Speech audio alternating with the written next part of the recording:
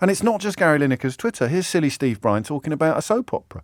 EastEnders, one of my favourite shows. This is a bit of a get out of my pub moment.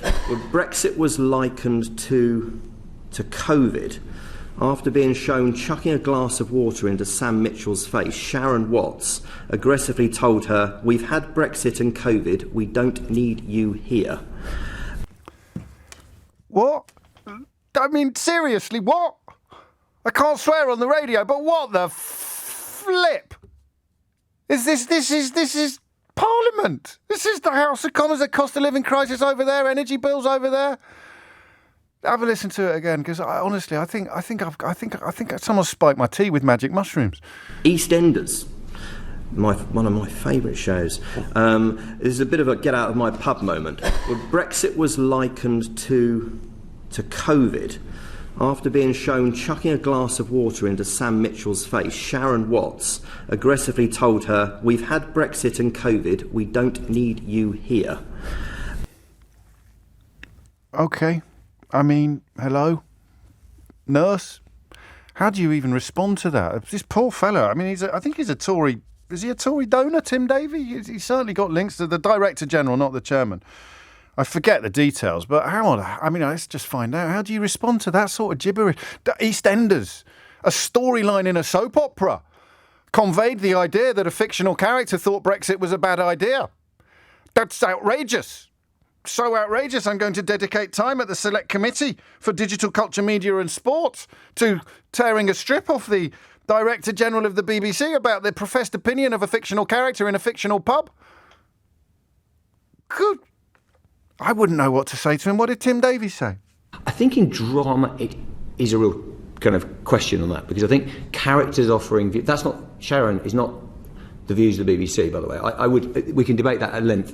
but I think that... And it's important that you get drama from different perspectives, different writers, all of that. But I don't think... It depends on the context of that view and how it's offered. I don't think that... I think that is a different example. Sharon Watts or Mitchell, I don't know. She's probably got married again since I used to watch EastEnders. Hello, Princess. Sharon Watts does not convey the views of the BBC. A grown man had to say that. A grown man had to say that.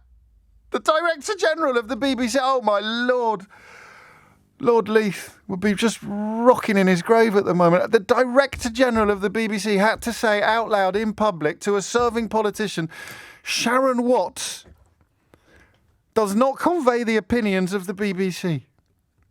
A fictional barmaid. Landlady, crikey. She probably isn't even. Is she still there? I don't know. Who cares? It's not real. Silly Steve Brine. I haven't been wrong about anything since 2016 when it comes to the political landscape. And if I have, we've all forgotten. This is bloody terrifying, this. All right? This is an MP called Steve Brine talking to the chairman of the BBC. Have a listen to this.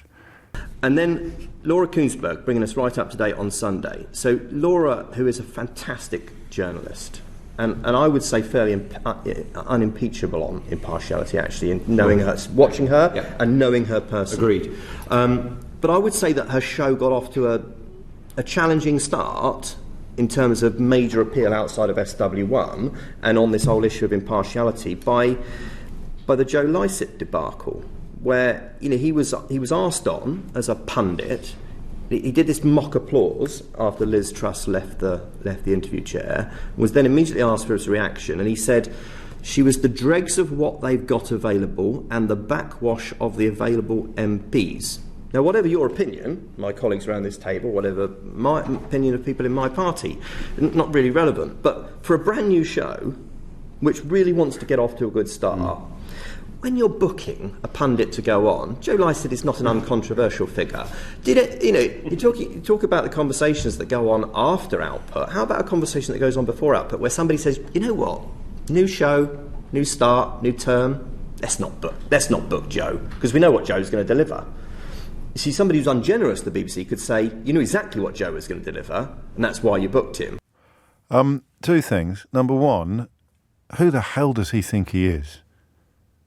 I mean, genuinely, some no-mark Tory thinking that he is qualified to advise or insist upon what guests are booked or not booked by the public broadcaster. I mean, absolutely breathtaking and deeply fascistic impulses on display there. And the second thing is, let me tell you why Steve Brine is so upset about what happened on the BBC on Sunday morning. Steve Brine is so upset because if he'd been booked to appear on that programme, he would have said exactly what Joe Lycett said while pretending to be a right-wing idiot. That's it. There is no more to the story than that. What are you so upset about, Stevie? Answer: that's exactly what I would have said if I'd been booked to appear on the programme. So he's probably a little bit bruised that he wasn't booked to appear on the programme, and absolutely terrified of the unavoidable realisation that if he had been, he would have said exactly what the man pretending to be a sycophantic right-wing idiot came out with. So the reason why Steve Brine is so upset about Joe Lycett is because he's a sycophantic right-wing idiot. And the reason why he thinks the BBC shouldn't have booked Joe Lycett or broadcast that particular segment is because a sycophantic right-wing idiot came out with. So the reason why Steve Brine is so upset about Joe Lycett is because he's a sycophantic right-wing idiot.